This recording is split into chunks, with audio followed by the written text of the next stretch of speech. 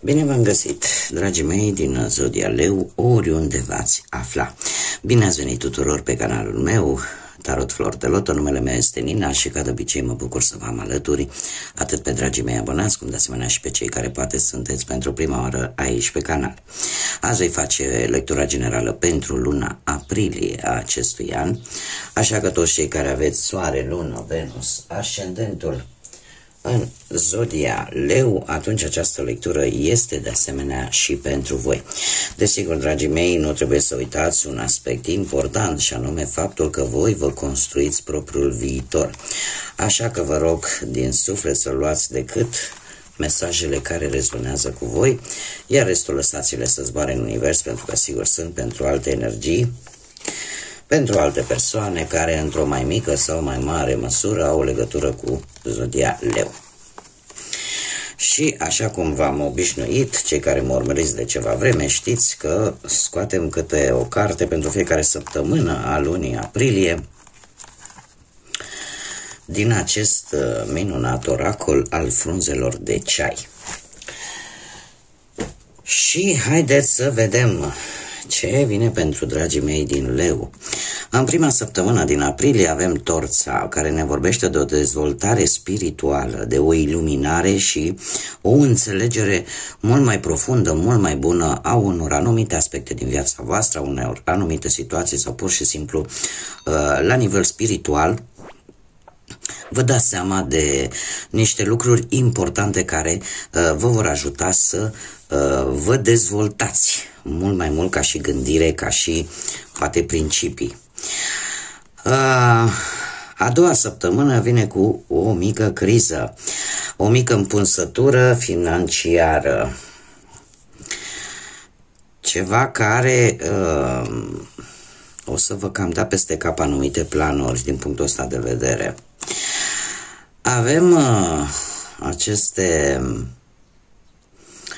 Dar se pare că nu e ceva de netrecut, pentru că vedem în a treia săptămână clopoței aceștia de vânt, care ne vorbește de pace și de armonie, o stare de bine, motivată probabil de ori rezolvarea unor anumite probleme, ori pur și simplu ceva care să vă facă să vă simțiți mult mai liniștiți. A patra săptămână vine cu un mare noroc, dragilor. Avem un trifoi cu 4 foi care ne vorbește de ceva extraordinar, despre posibilul noroc, poate să fie la nivel financiar pentru unii dintre voi, iar norocul, trebuie să vă spun că nu ne vorbește strict neapărat numai de bani. Poți să ai noroc, nu știu, să găsești pe cineva care să te merite, care să te aprecieze, sau poți să ai noroc să descoperi că ai o familie frumoasă. Eu, cel puțin din punctul meu de vedere strict personal, norocul îl văd nu numai în aspectele astea materiale, financiare, cât de asemenea și în restul lucrurilor care sunt importante pentru noi. Dar se pare că sfârșitul lui aprilie pentru voi va fi unul foarte bun, în care, sau e posibil ca o situație așa, cum spun spaniolii, por arte de magia, ceva din neant vine și se rezolvă, de exemplu, o anumită situație. O conjunctură foarte favorabilă pentru voi vine în a patra săptămână din aprilie. Acum, haideți să vedem ce ne spune și tarotul în ceea ce vă privește, dragii mei din Leu, cu ce vine în luna aprilie pe partea asta a profesiei, a finanțelor, a vieții sentimentale, ce aduce pentru dragii mei din Leu luna lui aprilie. Și haideți să vedem.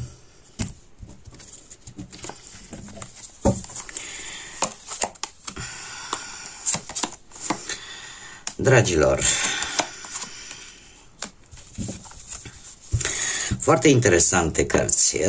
Pe plan profesional, aș spune că istețimea te-a ajutat să obții ceva pozitiv. Poate că unii dintre voi ați avut parte de o negociere de contract de curând Și chiar dacă nu s-au dat toate informațiile, nu vi s-au pus informațiile pe masă, v-ați folosit istețimea în așa fel încât să știți exact despre ce este vorba în respectiva negociere sau înțelegere. De asemenea, cărțile îmi spun că undeva în luna august, probabil anul trecut, ceva s-a întâmplat din punctul ăsta de vedere profesional al carierei, care a venit cu un impuls. A venit cu un impuls și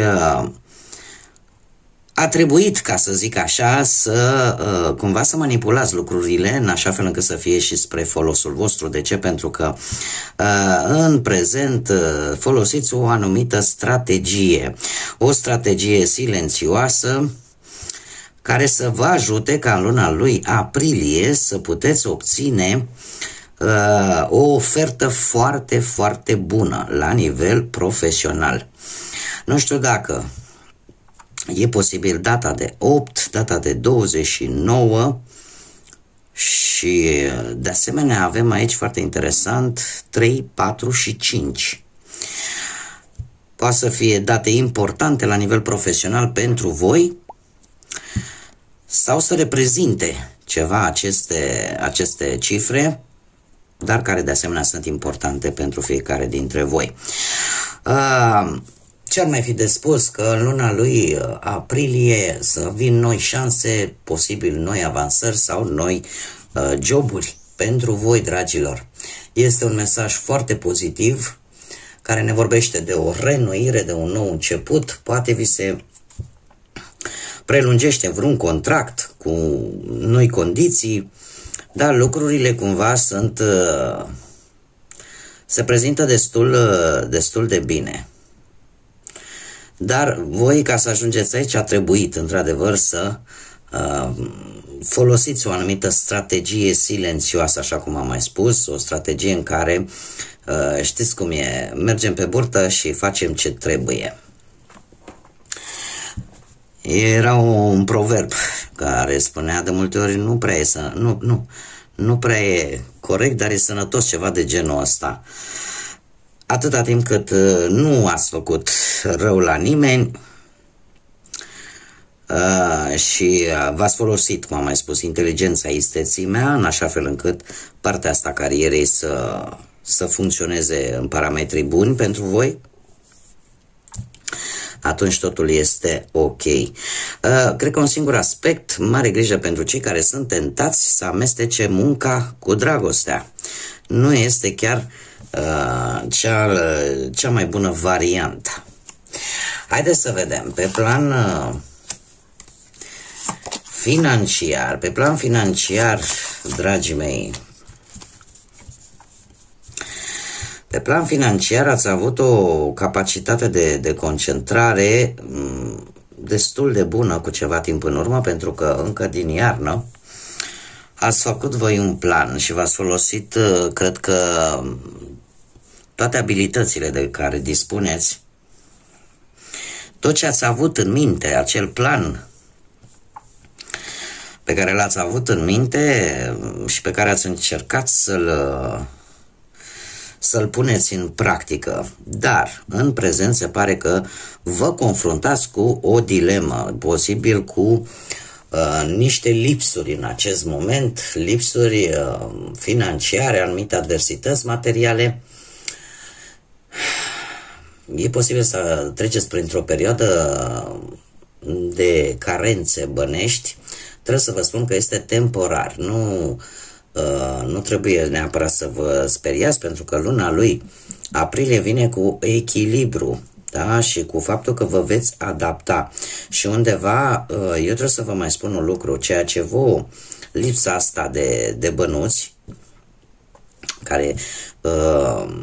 pe care o simțiți în acest timp, va avea o influență foarte echilibrată undeva în luna lui iulie.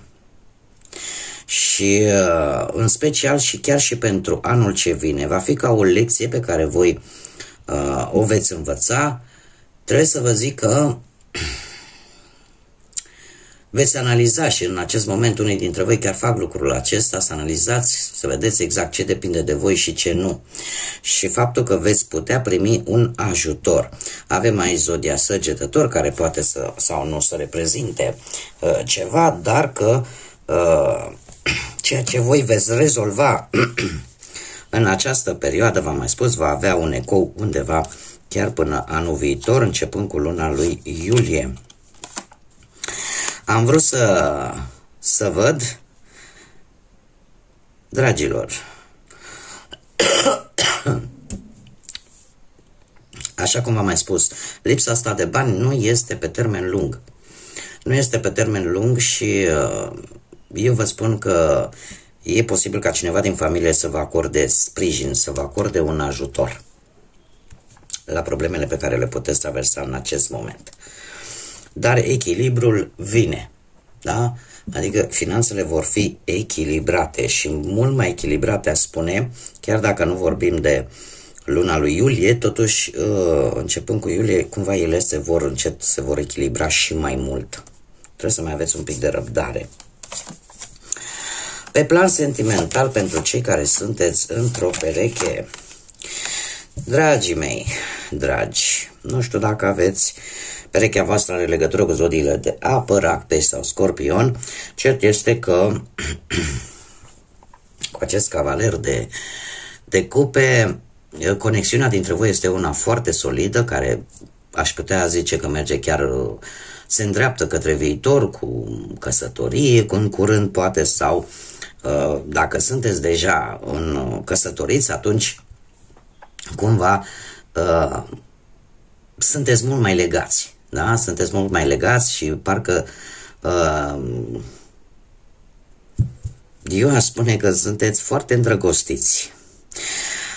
Lucruri pe termen lung, e posibil să fiți puși în situația în care să vă apărați relația. De ce? Pentru că există anumite energii invidioase care vor încerca să vă destabilizeze relația. E posibil cineva la distanță să aducă ceva complicații în relație, dar o discuție sinceră, poate cu perechea voastră, și cu faptul că voi oricum știți că relația voastră are o conexiune stabilă, face ca aceste bârfe, aceste invidii să nu vă afecteze foarte tare. Luna lui aprilie, parcă nu aveți timp. Parcă rămâneți fără timp și eu aș spune că unii dintre voi sunteți foarte concentrați, mai ales pe partea asta, a face bani, pe partea muncii, încât parcă timpul nu vă mai ajunge și pentru a petrece timp împreună cu perechea voastră. E posibil cu acest 8 de monede să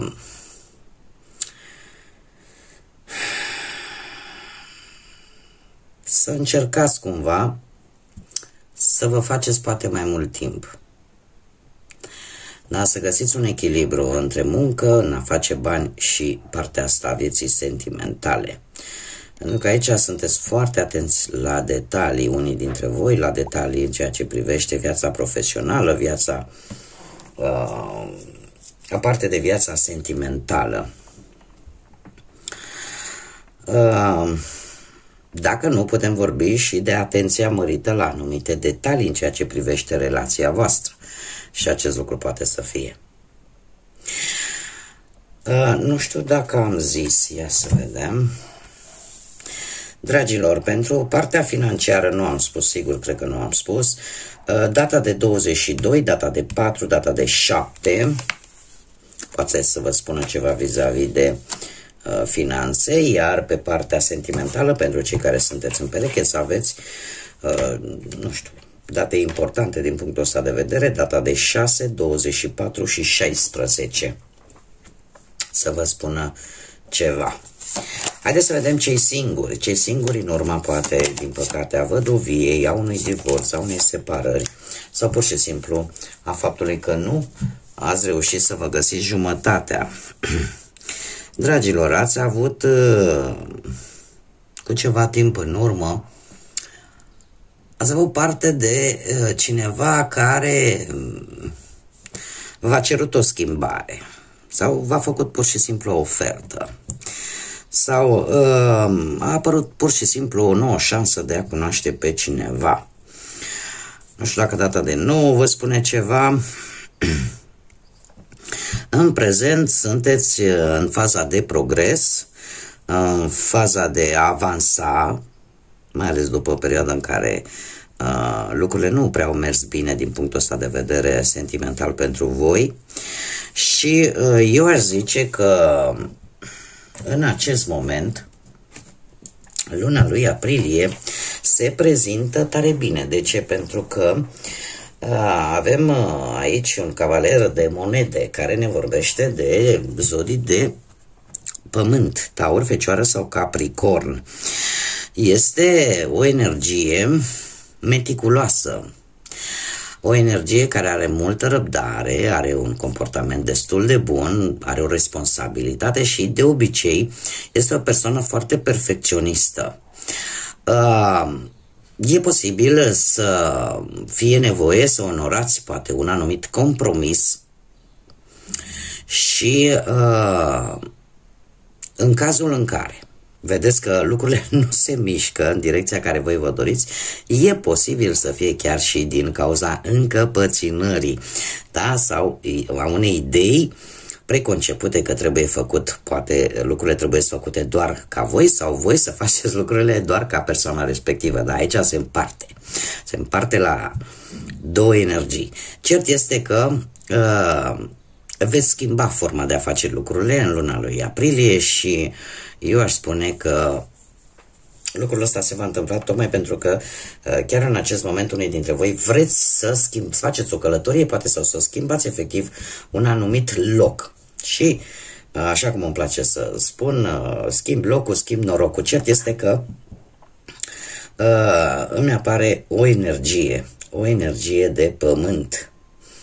Da? Și ca și zile importante, aș spune din punctul ăsta de vedere, data de 9, 28 și 20. Acum, haideți să vedem ce inițiale de nume, prenume, porecle sau pseudonim de persoane cu care voi veți interacționa de-a lungul lunii lui aprilie sau care vor avea o importanță anume pentru voi.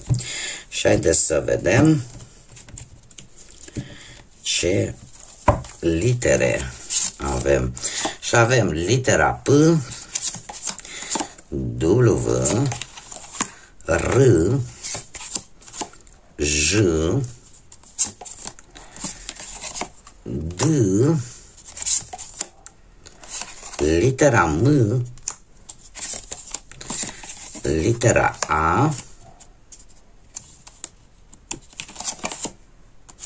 și litera V. Haideți să vedem ce ne spun și zarurile astrologice. Ce mesaj aveți pentru dragii mei din Leu în perioada lunii aprilie? Un mesaj pentru dragii mei din Leu. Dragilor, avem casa 8-a, semnul berbecului și luna. Foarte interesant. Casa 8-a ne vorbește despre relații în general,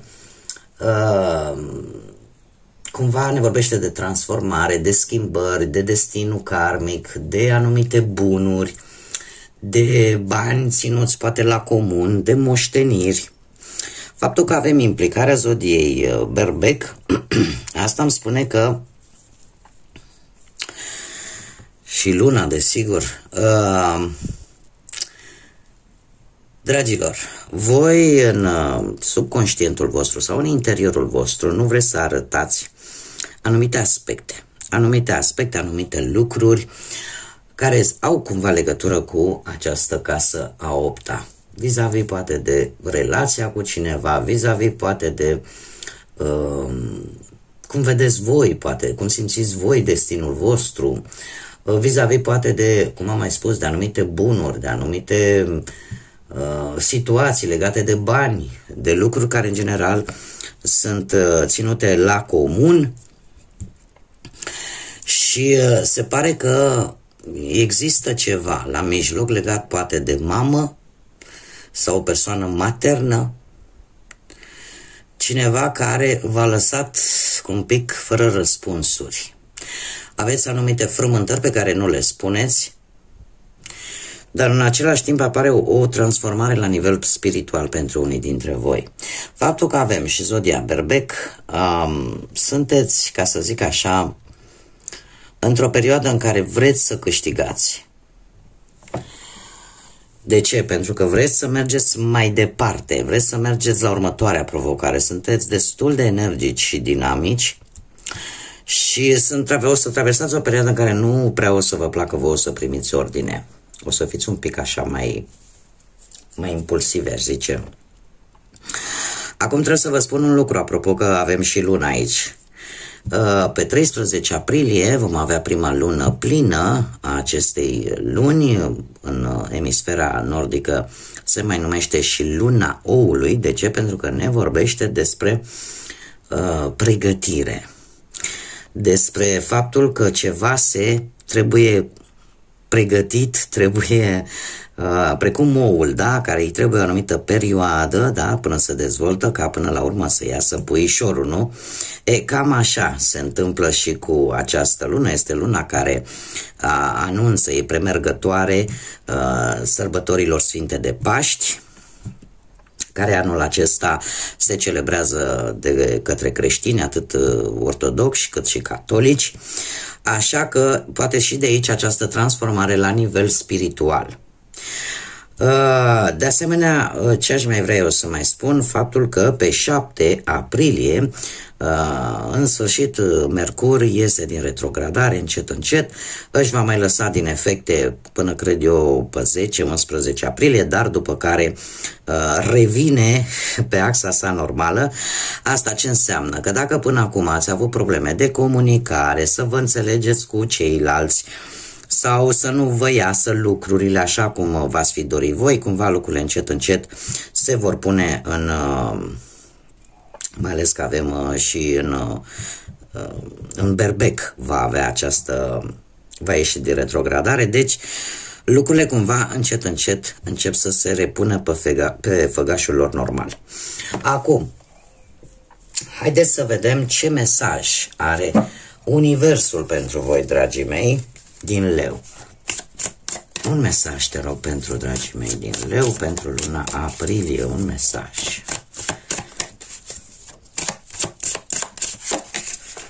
Ho. Ia să vedem. A te compara pe tine însuți cu ceilalți te va menține într-un ciclu, te va menține în primul rând blocat într-un ciclu al unei vine sau unei rușini probabil, și asta va continua să te separe de toate binecuvântările pe care tu ar trebui să le primești. Te face să te simți mică, așa că trebuie să înțelegi că fiecare are propria sa călătorie. Întotdeauna timpul divin este necunoscut, așa că nu trebuie să vă comparați cu alții, pentru că timpul vostru e pe drum. Timpul vostru va veni. Așa că fiți voi. Așa cum îmi place să o spun, în general, toți avem ceva unic în noi. Da? De-aia tocmai e atât de frumoasă lumea, pentru că suntem diferiți. Da? E adevărat că în aceste momente traversăm niște momente destul de dificile, dar nu trebuie să vă comparați cu alții. Voi sunteți voi, aveți unicitatea voastră și lăsați timpul divin să-și spună cuvântul și să-și facă treaba, pentru că drumul, călătoria mea nu va fi aceeași cu a niciunuia dintre voi. Da? Așa că fiecare avem un scop bine determinat în această viață. Bun, dragilor, eu cam atât am avut de spus pentru aprilie. Vă mulțumesc tare mult pentru atenția voastră, vă mulțumesc tare mult pentru tot sprijinul pe care îl acordați de fiecare dată când publică o lectură, pentru like-uri, pentru distribuiri, pentru abonări, pentru comentarii. Sunteți minunați ca de obicei. Și tocmai pentru că luna aprilie e o lună specială din punct de vedere spiritual, vă doresc ca Sfintele Sărbători Pascale să vă aducă bucurie în suflete, să vă aducă lumină atât în gânduri cât și în minte, să vă aducă acea energie pozitivă de care până la urmă cu toții avem nevoie. Dar pentru voi, dragilor, în mod special, eu vă doresc să vă aducă multă energie pozitivă și gânduri bune. Până la următoare lectură, numai bine vă doresc și ca de obicei să fiți iubiți, dragilor.